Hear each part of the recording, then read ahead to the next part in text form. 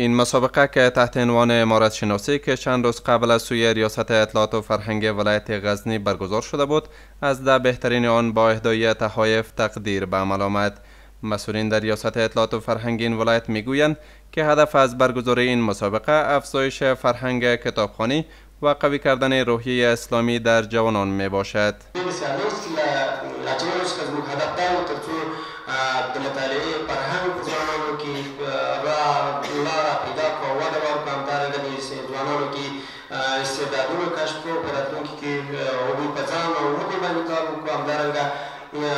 اسلامي اساسات او د اسلامي تاریخ ته د ځوانانو متوجه کول او همدارنګه هر څه چې ځوانانو ته اړتیا لري هغوی ته د خدماتو وړاندې کول. در همین حال اشتراک کنندگان از برگزاری این امتحان خوشحالند و میگویند که این امتحان رقابتی در شفافیت کامل برگزار شده بود.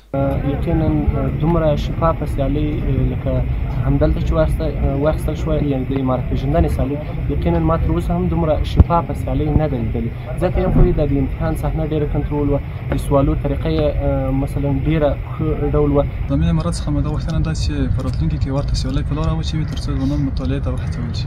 این امتحان رقابتی در حال برگزار می شود که قبلا نیز همچون امتحانات به خاطر ایجاد فرهنگ کتابخوانی و تشویق جوانان برگزار شده بود.